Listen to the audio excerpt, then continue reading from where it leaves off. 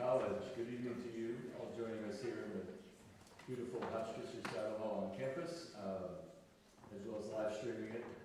Not just around the world, I'm told, but throughout the galaxy. We have a very strong signal tonight for this special occasion. I'm Professor Sean Meehan, co-chair of the English department here at Washington College, and this year the chair of the Sophie Kerr Committee. I welcome you to the 2026 Sophie Kerr Prize ceremony. We are gathered to celebrate the endeavor of writing in the literary arts, a hallmark of the Washington College learning experience. We do so tonight by way of our Sophie Kerr Prize finalists. These are 6 writers and scholars who have each achieved much in getting to this stage and have great promise for the many stages ahead. Jaya S. Basu, Jove DeFiore Gleason, Seth Horan, Evelyn Lee Luckadoo, Logan Monteleone, and Sherry Swain.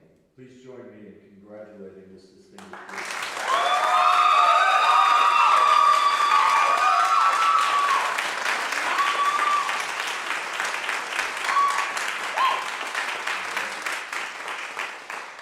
You will hear from them shortly, and our honored guest, Dr. Wiley Cash, I'll introduce in a moment. I first want to acknowledge a few folks, my stellar colleagues in the English department who serve on the Sophie Kerr Committee and bring literature and writing to life for our students. Joining with the English faculty on the committee, as stipulated by Sophie Kerr's will, is Washington College President Brian Matthews. We're grateful for his contributions and support, and for their expert guidance in organizing the prize and the ceremony. I also need to thank many colleagues, campus events, communications, academic affairs, catering, all the folks who make a great campus program and event like this possible.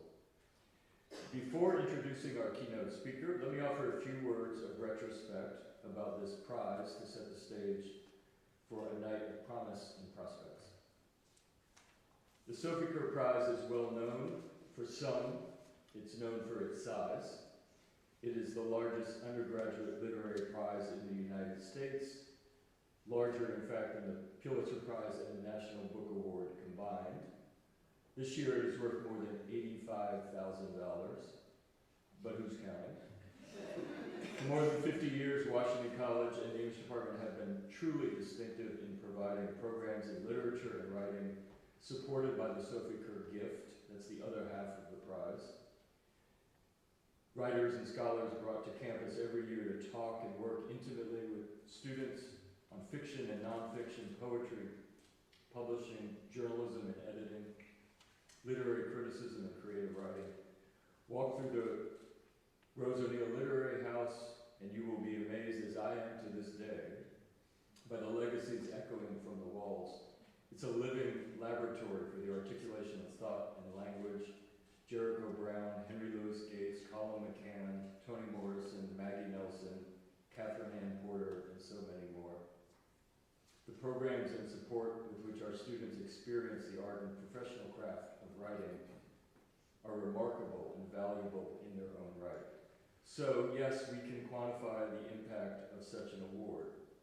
But the Sophie Kerr Prize is more distinctive for how it awards rather than for how much. By the specific terms of Sophie Kerr's will, the prize is awarded to a senior chosen for having the best ability and promise for future fulfillment in the field of literary endeavor. That's the language from the will. In other words, we award the prize for something that hasn't yet happened, but in the eyes of the committee is underway and in progress. The finalists, and among them the winner, are here tonight for their promise. Promise is the most remarkable characteristic of the Sophie Kerr Prize, though it may be least known and understood. Consider how the prize came to be. Sophie Kerr, a writer born in 1880 in Denton, Maryland, right here on the Eastern Shore, advanced her way into the literary editing and publishing world in New York City, becoming a successful writer of fiction, some 23 novels, more than 500 short stories. Sophie knew how to turn a tale, but here's the part for us to bear in mind, certainly for the finalists, but also for those tonight listening who are responsible for guiding them, and more broadly for guiding this endeavor of the college into its future. Sophie Kerr visited Washington College as a guest, a recipient of an honorary degree in 1942, where she sat outside Smith Hall alongside First Lady Eleanor Roosevelt. She was so taken by the experience that years later, she created the endowment to live on after her death in 1965. I have been thinking a great deal about what that day was like when she was on campus, the likelihood that nobody that day, and maybe not even Sophie herself, knew what was about to happen, or the impact it would have all these years later. And consider what happened. Sophie Kerr didn't merely will money to Washington College, she established a promise for its future as a home for literary education, a place for the cultivation of intellect, imagination, for critical thinking in and through writing. Remember when this began. It's an important point here. In 1942, in the midst of a world war, and then again in the 1960s, at the beginnings of the Vietnam War, and great social unrest, Sophie Kerr recognized that the future belonged to the creative endeavors of liberal arts students. And she believed that Washington College and its literary programs were the place to guide them toward fulfillment. Sophie's faith, her trust in our education, remains the most valuable part of her endowment. Our keynote speaker tonight, Dr. Wiley Cash, personifies Sophie's faith in this sometimes unheralded calling of guiding writers into their promise. Author and Professor Wiley Cash is a native of North Carolina, a graduate of the University of North Carolina, Asheville, with a master's degree from UNC Greensboro, and a PhD in American Literature from the University of Louisiana, Lafayette. Dr. Cash is the New York Times bestselling author of 4 novels, all published by William Morrow, HarperCollins. Working backwards in time, there's the 2021 novel When Ghosts Come Home, which won the Southern Book Prize for fiction. His 2017 novel, The Last Ballad, was an American Library Association Book of the Year, also received the Southern Book Prize. His second novel, This Dark Road to Mercy, received the Crime Writers Association's Novel of the Year Award in the United Kingdom. His debut novel from 2012, Land More Kind Than Home, won the Thomas Wolfe Book Prize, among many others. One reviewer praises the book as though Cormac McCarthy had rewritten To Kill a Mockingbird. I'm not sure what to make of that, although I do want to now see Atticus Finch in a remake played by Javier Bardem. This past year, Wiley received the North Carolina Award for Literature, the highest civilian award bestowed in the state. In short, Dr. Cash knows a thing or two about literary prizes, but as I have said, guided by Sophie Kerr and her gift, the ceremony tonight celebrates the promise of young writers. And Wiley knows a great deal about developing promise as a teacher of fiction, writing, and literature at the University of North Carolina, Asheville, where he is also executive director of the literary arts. We also know this firsthand here at Washington College, since Dr. Cash has lived in Chestertown this past year as the Patrick Henry History Fellow at Washington College's Starr Center for the American Experience. He shared his work with the campus and the community, and this spring taught a popular special topics course in the English department on Southern literature titled Signifying the South. And if that's not enough, promising literary endeavor for you, Wiley is also, along with his wife Mallory, owner of an independent bookstore in downtown Wilmington, North Carolina, Floodplain Books, opening possibly in the fall, to be determined, but underway. Wiley Cash certainly knows about the hard work it takes to create and curate and connect with the books we want to read and write, which is why we're very fortunate to have him join us this evening as our keynote speaker. Please welcome back to Washington College, Wiley Cash.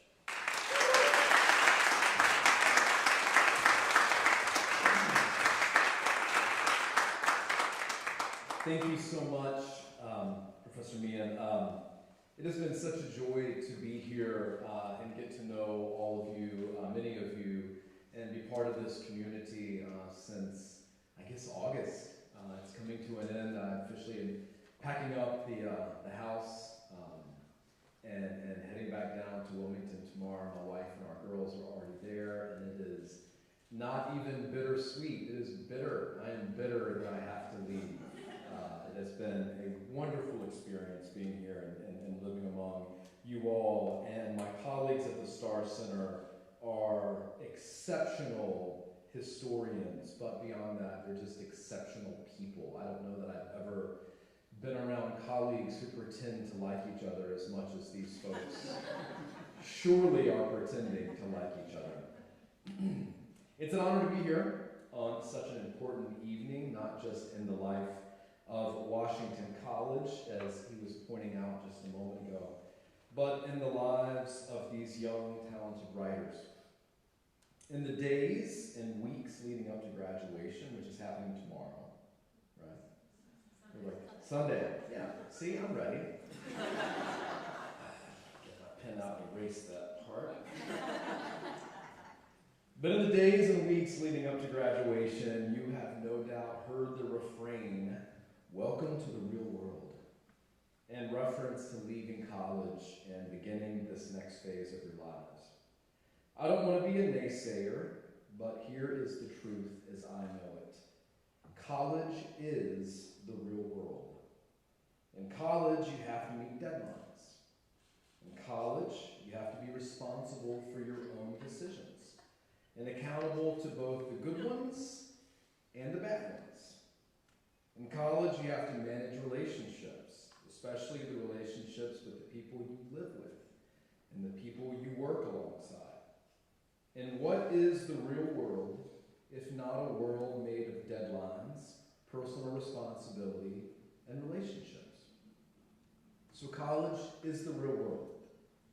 It's also where I got the idea for my debut novel, Land More Time Than Home.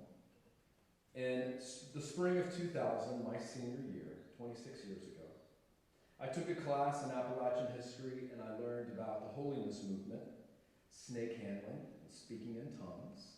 And before graduation on Sunday, we're going to have a service. The things I learned stayed with me until I began writing a novel in 2005 featuring these religious practices. When my book sold, I planned my own book tour using the skills I learned in my fraternity and in student government when organizing social and philanthropic events. And in each city I visited on my book tour, I partnered with the Literacy Council to raise money because I understood the importance of relationships. Speaking of relationships, in every city I visited on book tour, I crashed on a friend's sofa. My novel was published in April 2012. It debuted on the New York Times bestsellers list, and it gave me a career. But everything about that success was due directly to what I learned and experienced in college, because college is the real world. If it sounds like I'm giving you advice, please know that I am not in the business of giving advice. But it seems weird on an evening like this in front of an audience of finalists like yourselves for a published author not to give advice. So I thought it best to let my dedicated and passionate readers do the advice giving for me. Here's some advice a reader gave after reading one of my books. This is the first book by Wiley Cash I've read, and it will be my last. Do not make the same mistake. But finalists, you will make mistakes. But don't think about them before you make decisions. Of course, there are bad decisions, and those are almost always obvious before you make them. Less obvious are long-term decisions, like going to graduate school, or getting married, or having a child, or finishing one of Wiley Cash's novels. Sometimes we only know if a decision is good or bad years after making it. It's not fair to burden yourself with worry about making a decision when you won't know for years whether it was a good one or not. It's equally unfair to burden yourself with guilt years after the decision has been made. None of us have crystal balls. We can't predict the future. Good decisions and bad decisions are only Make the best decisions you can, and don't worry, and don't look back. Another bit of advice. It's not really advice. This feels more like a comment. Oh God, spelled G-A-W-D. What a waste of my time. Finalist, time is our most precious commodity. Along with water, it is the only thing humans cannot create more of. Use it wisely. It is your most expensive and professional resource. How many times have you scrolled on social media, fallen down a YouTube wormhole of cat videos, or plodded through a Wiley Cash novel and thought, what a waste of time? Often, I imagine. But I doubt you've ever gone to the gym, or exercised, or taken a nap, or gone to bed early, or sat down at your desk to write, or called a beloved family, a friend or family member, and thought, what a waste of time.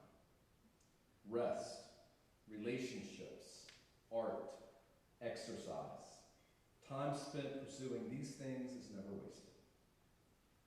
And then finally, and this one is really illuminating, this was a well-written book by a jerk of an author.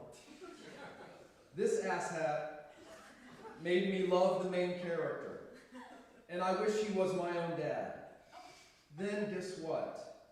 Terrible, horrible, no good ending. F this guy. Finalist, sometimes bad things happen. Bad things happen to us. Bad things happen to the people we love. Bad things happen to characters we write about. None of us are free from misfortune, and to pretend otherwise, especially in our writing, is a major mistake. Bad things happen, but good things happen too. And this asshat hopes a lot of good things happen to all of you.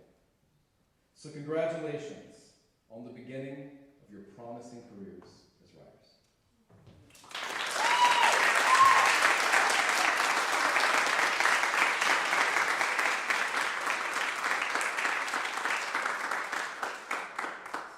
That was not a waste of time, though. Thank you, Wiley. Okay, so now the heart of the matter. The reading by these finalists sharing their work with us. Jaya S. Basu is a theater and English double major with a creative writing minor from Bethesda, Maryland. They are a presidential fellow and a member of the Sigma Tau Delta and Phi Beta Kappa honor societies. Please welcome to the podium, Jaya.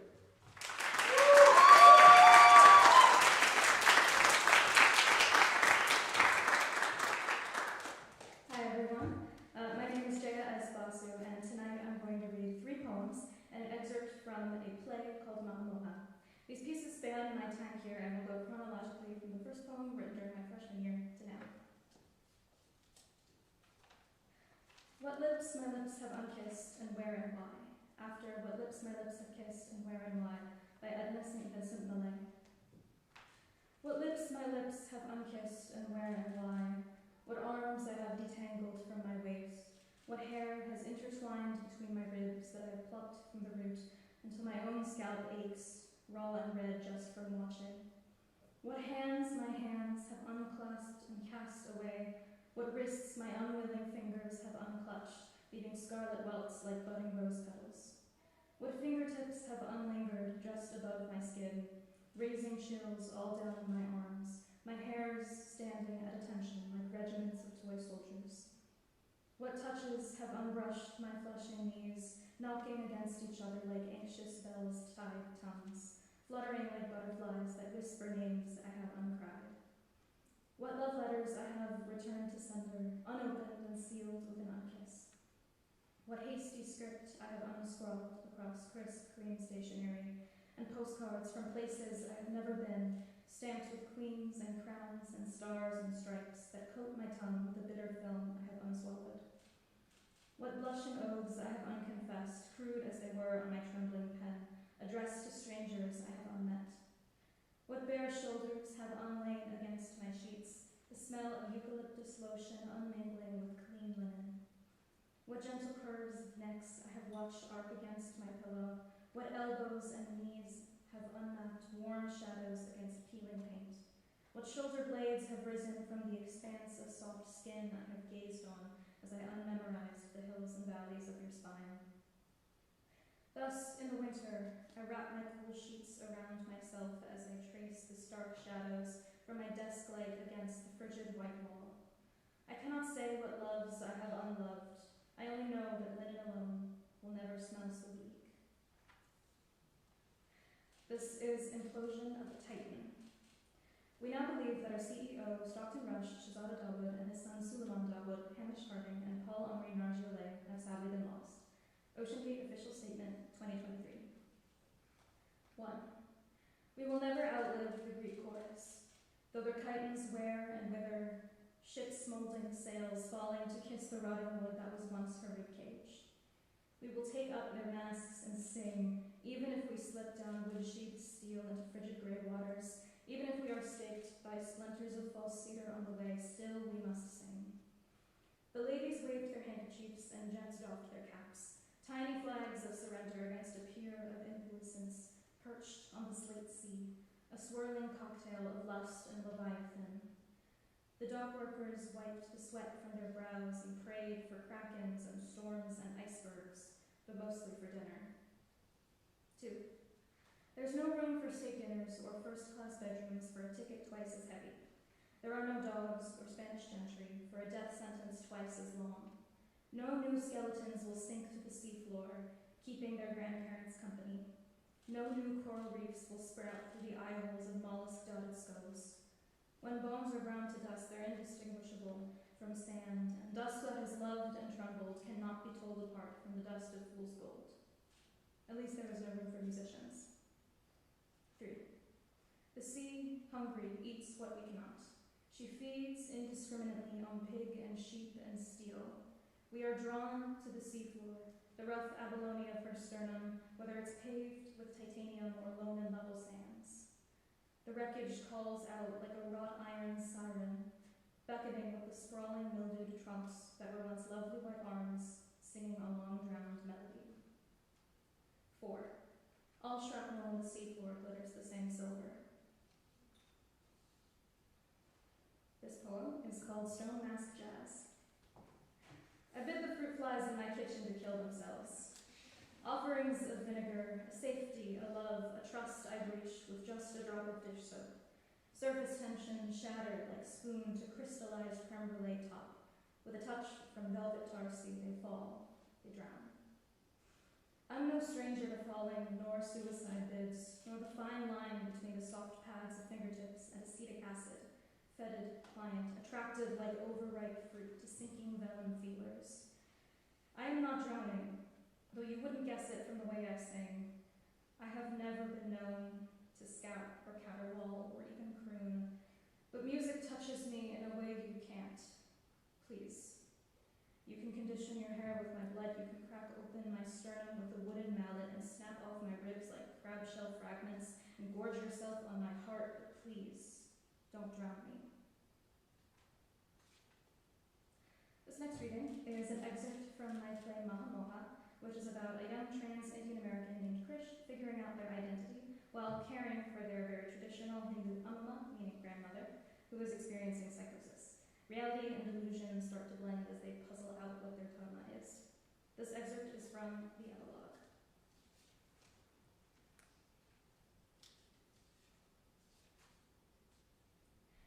In the darkness, the god Krishna appears, again played by Krish. We can now see that his kurta is made from the same material as Amala's sari. Change is a law of nature. What you perceive as death is actually life. One moment you have millions, the next you are poor. Mine, yours, big, small, relations, strangers. Remove these ideas from your mind, then all will be yours and you will be for all. Whatever you do, dedicate it to God. Only through this will you experience eternal bliss. The supreme God dwells in the heart of all beings. Man is made by his belief. As he believes, so he is. True love is to accept others as they are without trying to control or possess them. As they repeat this, the composure and perfection of Krishna begins to crack, and just a little bit of Krish starts to shine through. True love is to accept others as they are without trying to control or possess them. Amala emerges and enters the darkness, and he is Krishna again. When love is rooted in selflessness, it brings peace and contentment. Love is not a mere sentiment. It is the ultimate truth at the heart of creation. And Arjuna said, I am confused about my duty, and am besieged with anxiety and faint-heartedness. I am your disciple, and am surrendered to you. Please instruct me for certain what is best for me. I will. End of play. Thank you.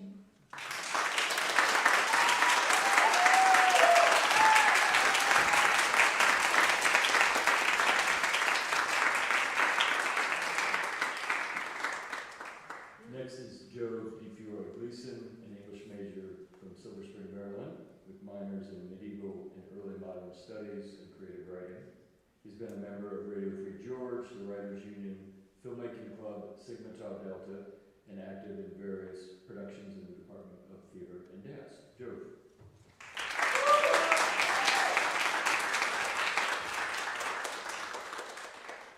Hello everyone. I'm going to be reading a collage flash fiction piece I wrote this semester in Professor TC class.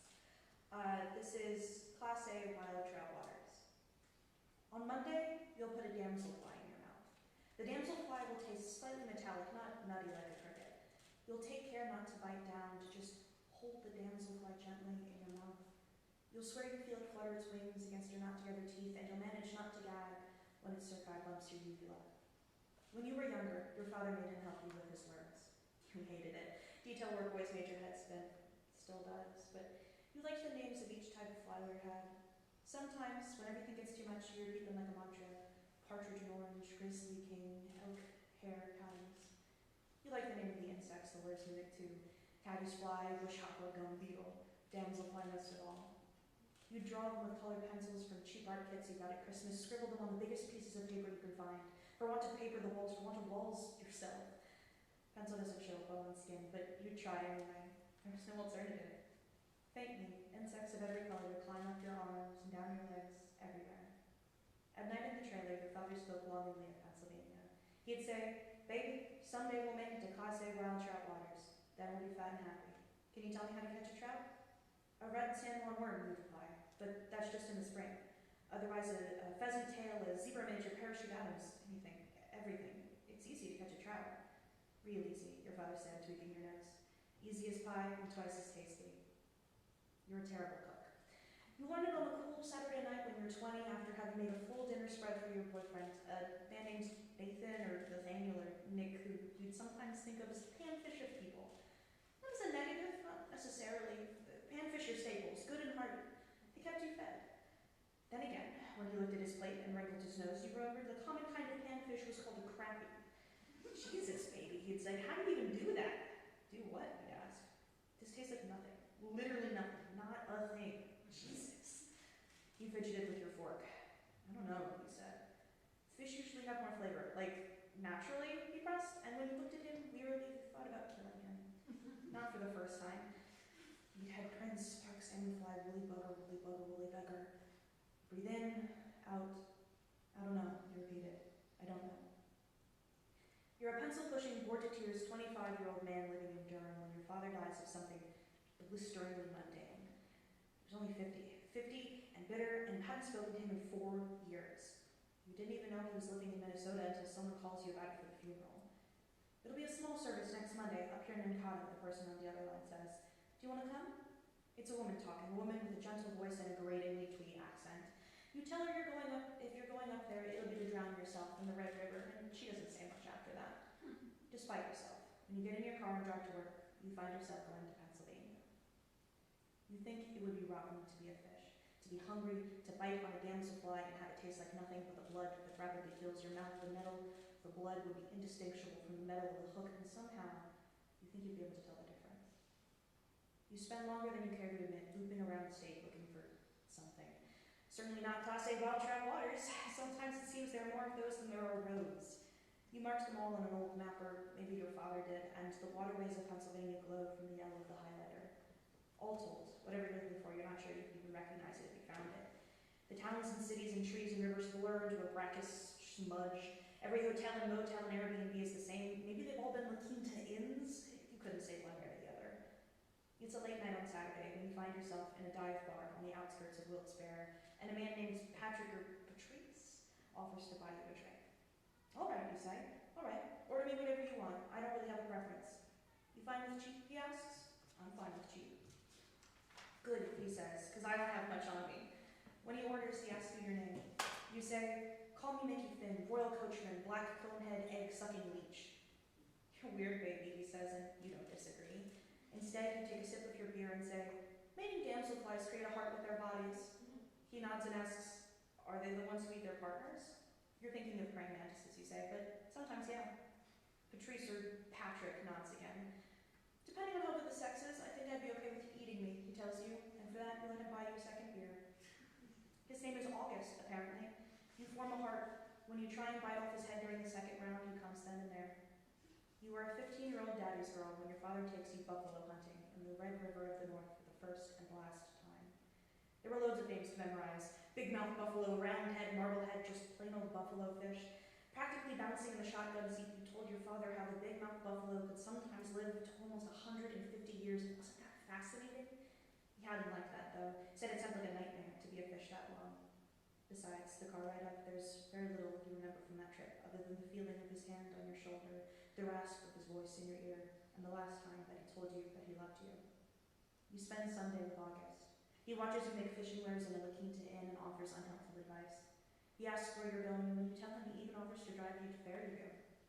I like fishing, he says. I think I like you. I think I like you too, you tell him, but the fishing won't be very satisfying. We're in the off-season now. You can't keep what you catch. Blue-winged olive, Professor, clouds are deep minnow. You'll settle into Bow Creek, alone, up to your stomach, and there'll be so many brook trout that it'll make your head swim. You'll bring no wine, no rod, no waders. Your coat pockets will be full of lures and closed with a single sturdy button each. The creek will be loud, louder than loud, and everything will be green and brown and blue.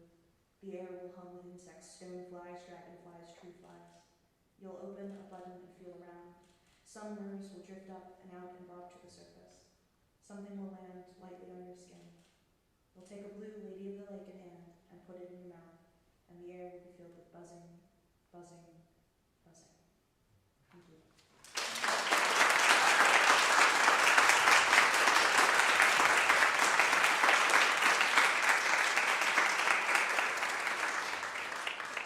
Next is Seth Moran from Frederick County, Maryland, an English major and Communication and Media Studies double major with a double minor in creative writing and journalism, editing, and publishing. At Washington College, Seth served as president of the Washington College Writers Union, prose editor for Collegian, Washington College's student-run literary magazine, and a screener for Cherry Tree, a national literary journal at Washington College, which is published by the Rose O'Neill Literary House. Seth.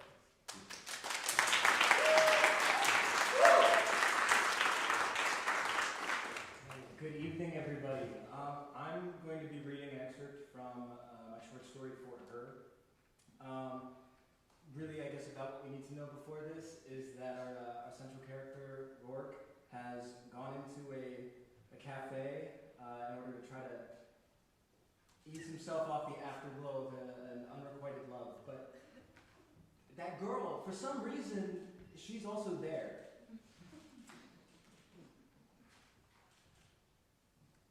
The painting above the napkin utensil bar, black lines curving, blue, pale plains, white flakes, white canvas, plants, tall, leafy green, floor, window, yellow, afternoon light. Yes, so when I meet Lola's eyes, it'll seem serendipitous. Turn, the corner, where Lola and I, tight, sparkling, throbbing, warm, sitting, she's looking at her phone, she's not looking up. She won't look up, she's not looking at me. No, she's looking at her phone as I'm getting closer still, Please, looking at her phone. So I should say something anyway. No, but you shouldn't bother someone so consumed in their phone. You should leave a person who's on their phone be. They're not participating in the surface now. Their phone. No, Lola, walking past her. Fuck, walking past, sitting in the chair at the table. Fuck, sitting at the table. The table, looking at her phone. Follow. No, you can't just follow someone unprovoked. I need to ask for her socials. No, tight, salt water, I'll miss her. There's no one else. There has been no one else. There will be no one else. Yes, but what can I say? Scroll on phone, and she's on her phone. Can't bother her. Imposition, obstruction. And there's no way she'd want to talk to me anyway. Repulsive. Yes, I'm kind of repulsive in my own way. Particular, unique. I can't be the worst, but I'm utterly reprehensible. I am a human cavity in my own way. Human cavity, a way totally unique to me. Cavity that makes no one want to talk to me. Cavity, and I don't want to talk to many people anyway. No, there's no one I can think of that I feel excited about talking to. No, not as friends. Cavity, I want to talk to Lola, but what do I say? I don't think we have anything in common anyway. Cavity, no, but I'm better than other guys. Pathetic, other guys, I'm better. They're irresponsible, yes, make excuses. Pathetic, ignorant, unconscious, loud, the best. Arrogant, dull, selfish, I'm better, the best. They wouldn't die for her. Yes, I would die for her, I'm sure. No, if I got to know her cold, I would die for her, if given the chance to know her alone. Yes, to live, to truly be alive, to be there. Footsteps. Lola, hey, what a coincidence. Oh, hey, how are you? Girl, I'm good, I just finished my workout, I'm still kind of sweating. 2, talking. No, you're fine, you look great, Lola. I just got out of cooking class, smiling. It's fun, but it takes a lot out of me for some reason. Lola's smiling at her. Oh, for sure, they must be friends. Fire, burning. Does Lola work out like that? She must be cool. But if that girl thinks she's cool too, then that girl must be chill. Yes, of course.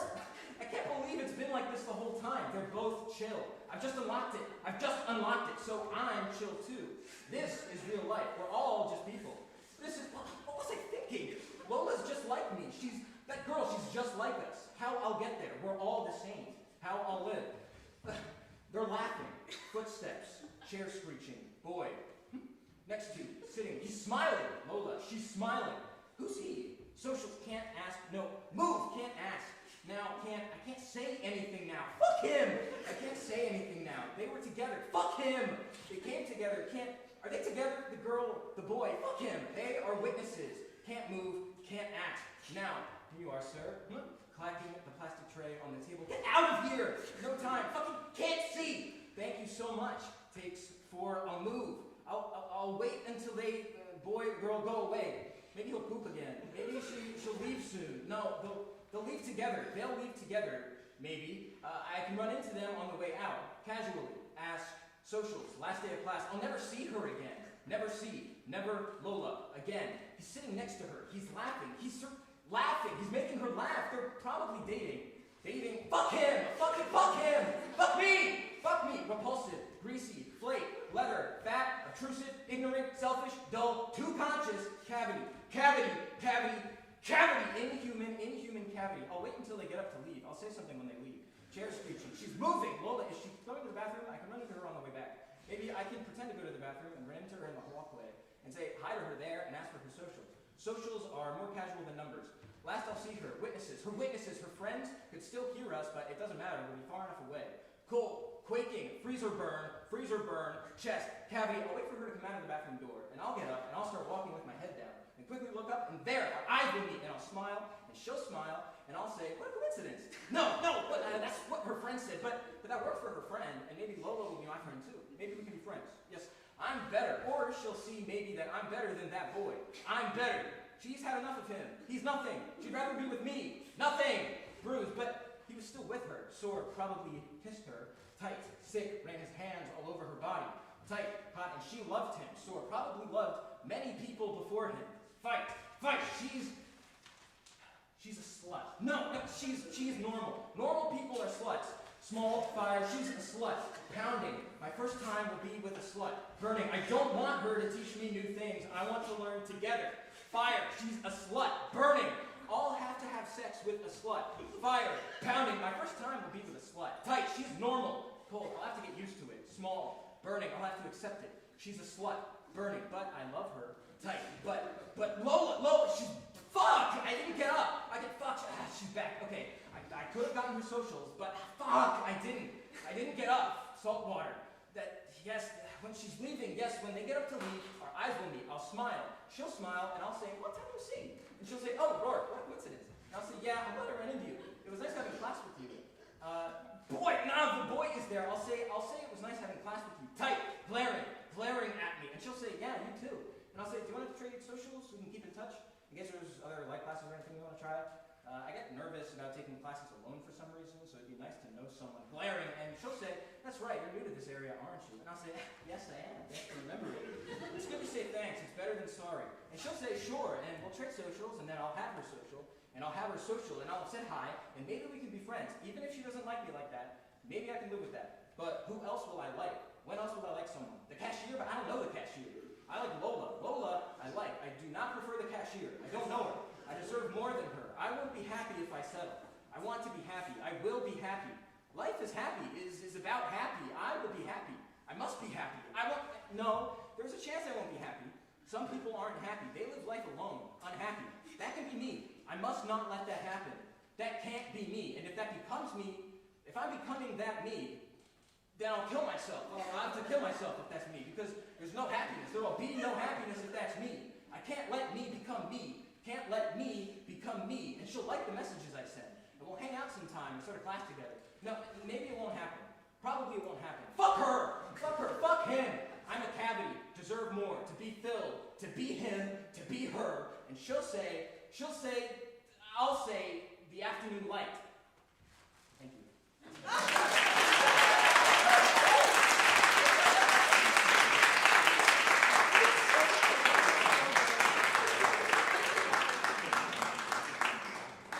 Evelyn Lee Luckadoo is an English major from Westminster, Maryland, with minors in creative writing, journalism, editing, and publishing. They served as the editor-in-chief of Washington College's student newspaper, The Elm, also social media manager for Writers Union, and a poetry screener for Cherry Tree. Evelyn.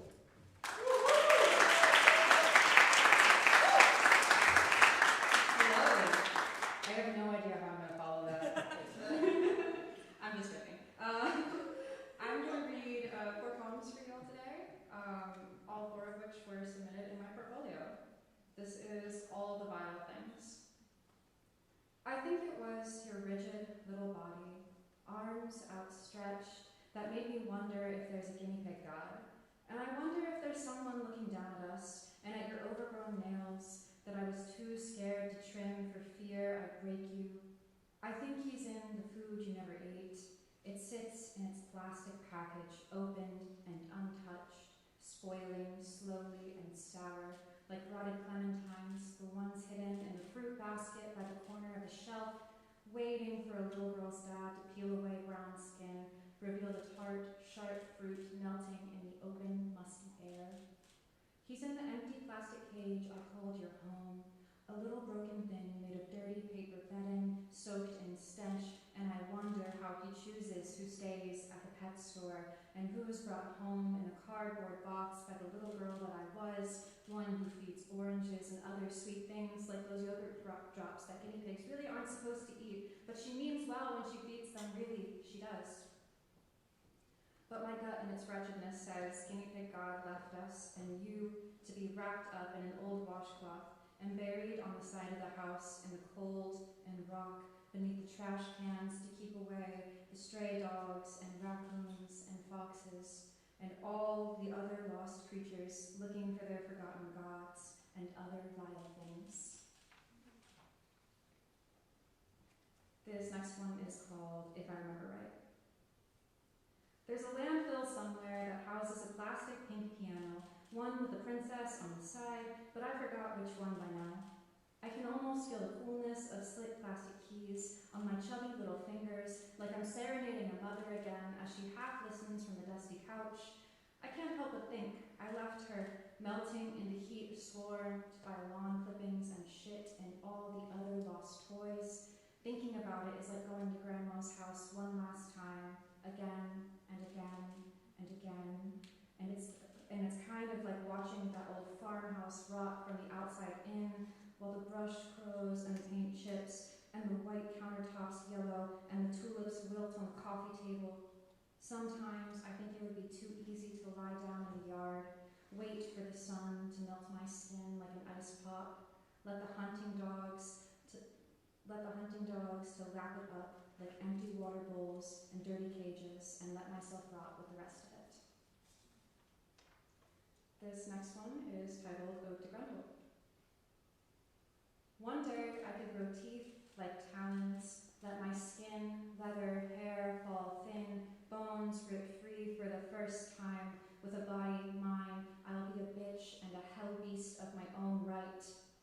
But I could rend, limb, and limb the business boys in the suite upstairs, who drink like men, their laughter like theft, like my natty light piss stench soaked tile ceiling, like dorm room molding, and prone on my rock mattress. I wonder what it feels like to satiate. I also just realized I'm reading these a lot faster than I thought I was going to, so I'm going to throw more in there. This is good grief. The cat died, and the dog won't stop circling the spot where she used to sleep, that sunny spot by the back door. The dog settles with a huff on the woven rug and stretches his limbs the way she used to do, but not quite so graceful. Sometimes I wonder if I was good enough. Could I write the cat into immortality, the same way I collect words, like green, blotching bruises, the same way I will grief in my arms like a lover, press kisses to their hair, trace the shape of them with my fingers, legs tangled in the sheets as the sun peeks through the blinds, eyes closed, pretending to sleep, bodies warm and weary and bitten. I find myself praying they don't leave when they wake. But the dog doesn't care for my metaphor. I haven't vacuumed the rug yet. It still smells like the cat. For now, that's enough. And this last one is titled Pillow Princess Van Pop After Stone Mouse Jazz by Jaya S. Basu. My roommate won't stop telling the fruit flies in our kitchen to kill themselves, and I can't tell at this point if it's joke or ritual. The room smells like apple cider vinegar, and the rotted half of a plum I forgot on top of the microwave sometime last week, browning and purpling. Microscopic larvae erupt from the open, viscous, fleshy center. Flies fuck like that's all there is. And I wonder what it would be like to ask my old Sunday school teacher what my body is worth aside from reproduction. Or I think I should say performance. The show of surrendering myself, hands above my head, sperm to ovum or finger to thigh, red waxed lips or covered shoulders, or maybe the performance of killing myself for the sake of a watery baptismal rebirth, over and over, Christ in Gethsemane screaming, Lord, give me strength, make me whole, make me new, make me straight. I once asked my roommate what it means to be a Gold Star lesbian, and they said not to worry, that it doesn't matter, but I do, and I want to ask what purity I still hold if I allow a man to touch me, if I want to be something untouched just to be touched by my choosing. And sometimes I look in the mirror, and behind the cracking foundation of my peeling skin, I see that same moldering flesh that I left for Lauren in the kitchen. The flies follow me to the bathroom. They fuck and whisper, kill yourself, kill yourself. I'm ready to be something new. Thank you.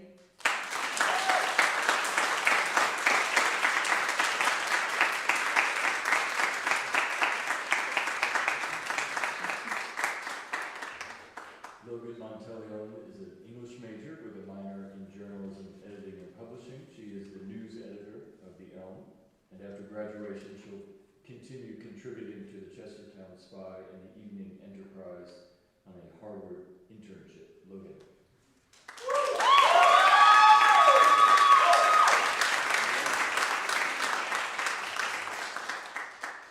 Thank you all for being here. I'm going to read 3 poems. The first is titled Poor Ventilation. An osprey dives, rises fishless. I ask it, is persistence driven by purpose or by fear? Caught in the built-up resin between blinds, questions hit the window pane like moths at night. Becoming the unraveled thread of a friendship bracelet behind the bed, I curl up beside blankets of an earlier tenant's hair. A dehydrated, roadside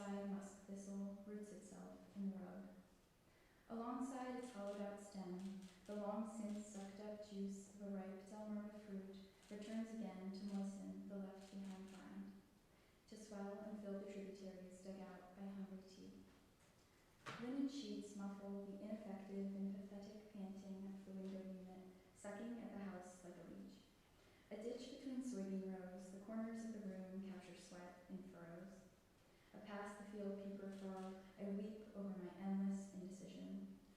Pouring a cup of tea, I mock the not hot enough water for its inability to diffuse the leaves, plunging the bag down like a river kid's feet, ankle deep in the mud but expecting to stand up clean.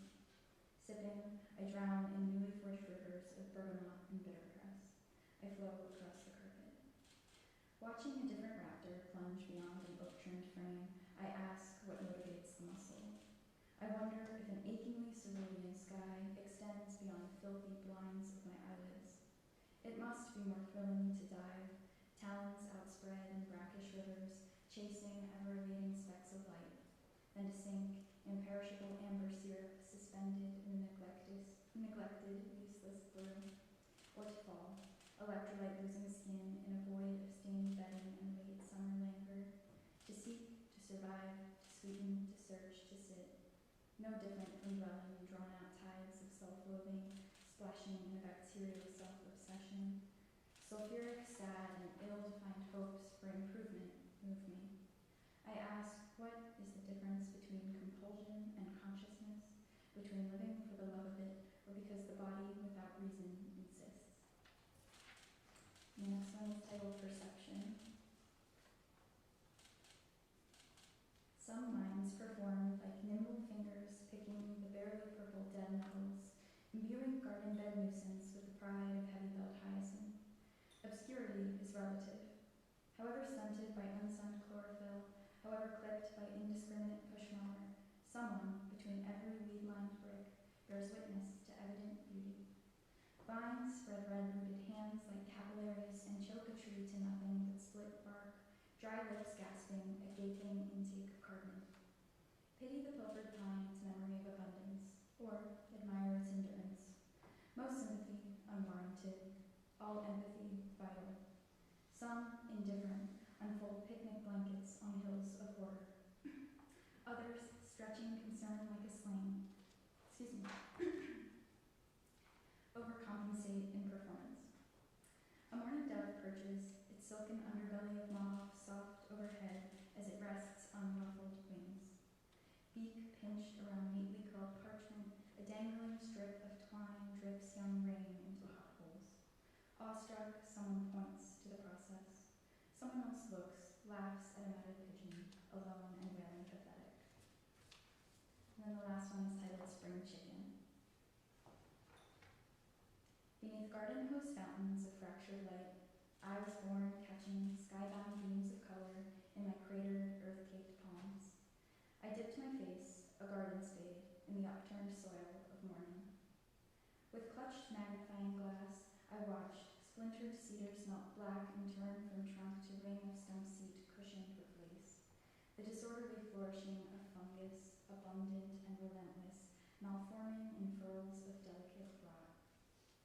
Rooster crowing at the wrong hour, I too have been confused and uncertain, garishly decorated in a useless defense.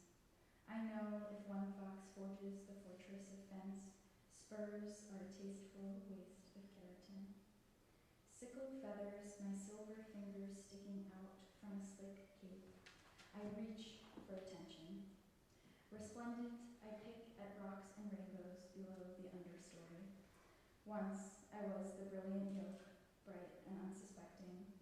Of more discern, but still I too will be surprised when my plumes are plucked, my neck wrung. Thank you.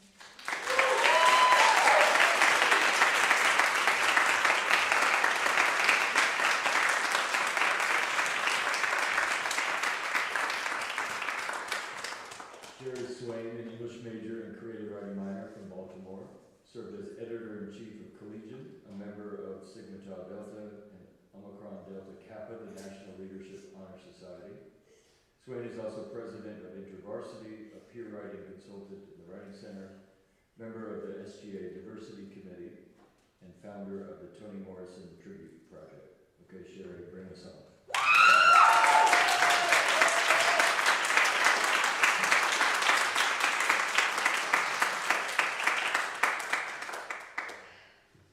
How y'all doing? Good? Okay, last but not least. Okay, so my portfolio is a creative and critical exploration of Black and mixed race identities, especially my own. I've got 3 pieces for you, and the first one is a letter to my younger brother, who is somewhere in the audience right now, over there. All right. Dear Rob, the challenge I want to write about is almost irrelevant, because in so many ways, you and I have already overcome it, actively proving it wrong every day. The challenge I'm speaking of is an impossible truth. Our Black intelligence will never leave the territory of the unusual and unexpected. Our ability to articulate ourselves well and the quality of our thoughts still raise eyebrows. The sharpness we have and the sharpness with which we see our racialized world is always going to be considered under the stereotypes crafted around our race, which have been established by its persecutors. Why this is a threat, I'm not sure. I think we're fantastic. Our Black intelligence seems to challenge the logic of the racial hierarchy in which it exists. Just by thinking, we reimagine the system and expose it. We're geniuses, but the genius distract. We educate ourselves and grow towards a supposed intelligence finish line that is white drawn, white exclusive, and unfortunately white moved. My encouragement to us is to never stop being sharp like us, like our culture, like our family. Concern yourself, Rob, with being surprised by your own intelligence. Think like us before you think like them. My second piece is called White Man Online. There's a white man on my movie screen. White man on my classroom walls. White man on my stage. There's a white man on my pedestal, on my ship, in the lecture hall I dominate. White man in the corporate room, on the authority throne. Here is white man with the reporter mic, the sniper eye, the cocky sneer. White man with the big boy boots, the baton, the 22. Here is white man with gas mask, ski mask, black face, black face, black face. Here, white man wears cornrows. Here, white man's pants sag. Here, white man plays my raw rap truth in his speakers. He strides onto his sports fields on my black hype. There's a white man in my jeans, tangling my hair, bleaching my eyes, cornering me on the color line. A white man's drool in my motherland on my mother tongue. There's a white man swimming in my ocean, that ocean, Amistad's ocean, the sunken grave, a white man submerged the tube. Here, white man eats my food. White man likes curry, not the curry maker. White man likes soul food, not the soul's root. White man likes black music, black food, black clothes, black women, black style, black invention. White man likes eating culture, eating history, eating victory. Here, a white man eats good. But white men don't like Ebonics. White men like clean, like crisp, like proper. White man, what you know about proper? What you know about clean? My speech is southern fried, Baltimore rolled, Trini lilted. My voice is sophisticated, elaborated, motivated to expose the blows to my black body. I'm the antibody to your disease, the ballot in your box, the spine in your back. White man, look, see, you need me. You need me. Stay needy.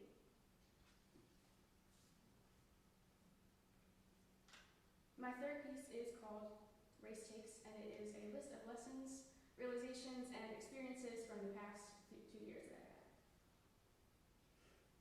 Situation 1. My older brother tells me about the first time he was called nigger. He tells me about playing football.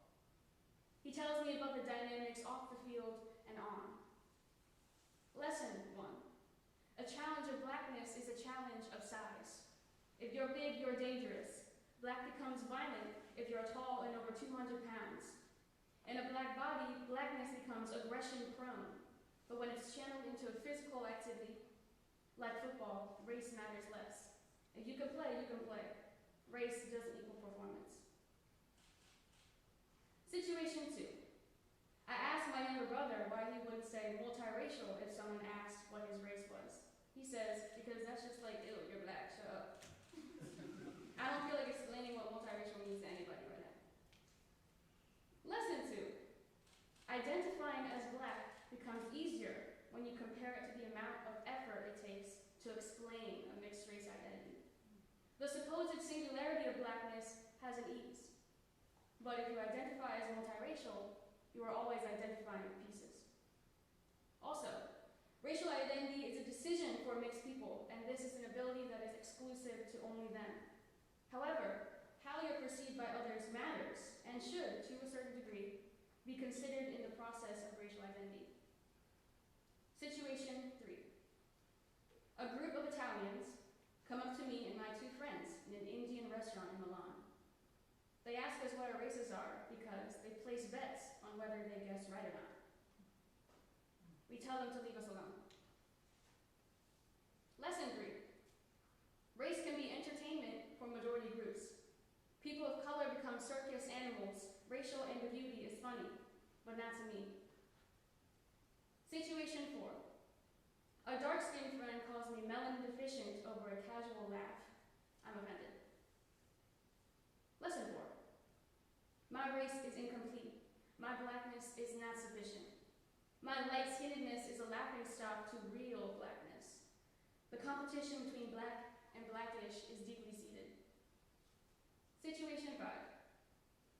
A woman at a ski lift in the French Alps asks me if I'm Brazilian.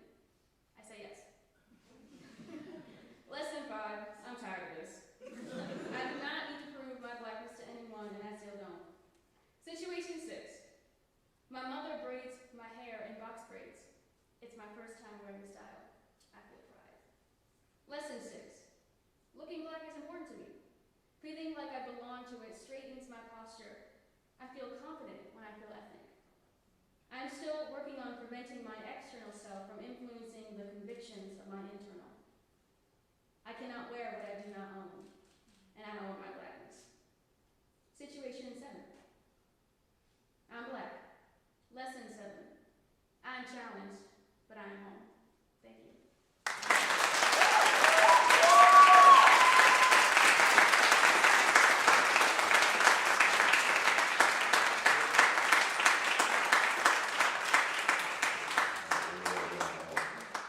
As you can hear in the voices of these writers, the future of our literary arts is in very good hands.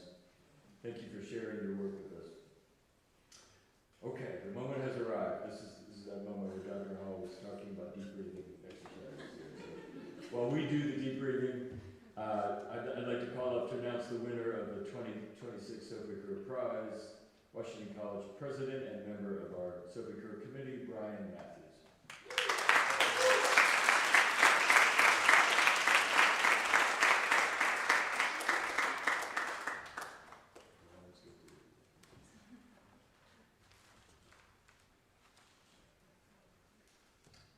The winner of the 2026 Sophie Kerr Prize is J.S.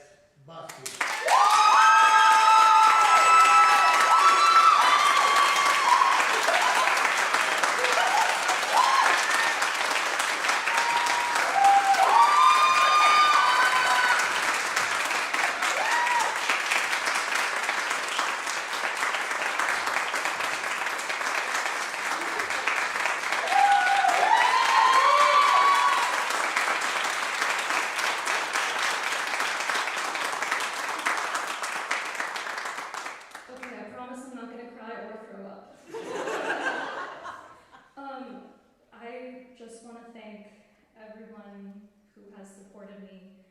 throughout the years, both the committee for the Sophie Kerr Prize, in addition to the entire English department and the entire theater department, as well as every community I have been a part of on campus, from the Writing Center to Collegian to the Writers Union, even though I'm sorry I stopped going after a while. Every single one of these groups of people through all of my years here has had an integral hand in shaping both who I am as a writer and who I am as a person. And for that, I can't thank those people enough. I want to thank my family who are here, who drove 2 hours to be here. My roommates who are also all here. Some of whom are on the stage. Some of whom are in the audience. And I just want to thank every person who has supported me and put up with me and listened to me and both educated me as a scholar and as a writer, but also just as a citizen of the world and as a person. I feel as though I have grown so much in my time here, in no small part because of the people on this stage and the people in the audience and the people in this department and this writing community. Everyone who has done this has been so phenomenal and instrumental, including the people I'm graduating with and the people who are graduating after me and those who have graduated before me. Finally, what I want to say is I stand here as one of very few people of color who have won this award at a predominantly white institution. And that's difficult to say, and it might be difficult to hear, but it's also difficult to live. And walking into classrooms and lecture halls and theaters and being the only person of color is demoralizing and very difficult. But I just want to thank everyone who has stood with me through that, for my family for supporting me again, for all of the people in this department and outside of it that I have found community with. It is so incredibly meaningful. All of my experiences have culminated into shaping me as a person. And it's very difficult for me to say that I'm proud of myself. I'm very hard on myself, as a lot of people in this room have been.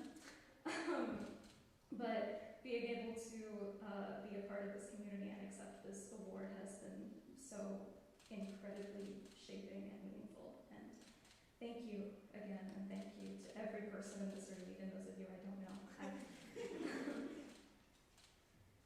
Thank you.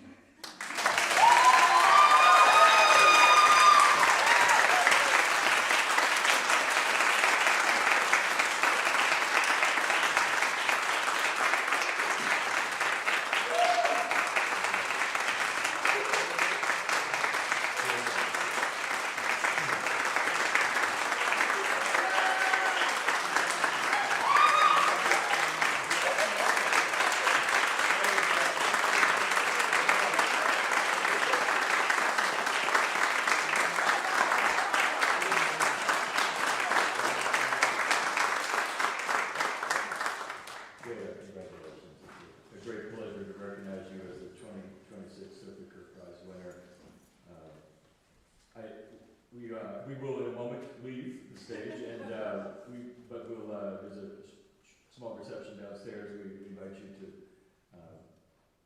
chat with the finalists and congratulate them directly. I'd like to do one final thing before we do that, which is to ask all the finalists to stand. And I saw Tim here and Rod, you're still here. You got your camera. I'd like to get a group shot of all of them. This is as Jay, among others, has mentioned, this is a community, and I think these finalists all deserve our recognition. Tim, if you could take a picture, but I'd just like to say all of you are on your way to fulfilling the promise that we have recognized and that Sophie Kerr envisioned when she came to Washington College years ago. We all eagerly await to see what's next and all the good work to come. Congratulations, good evening, and best wishes to all.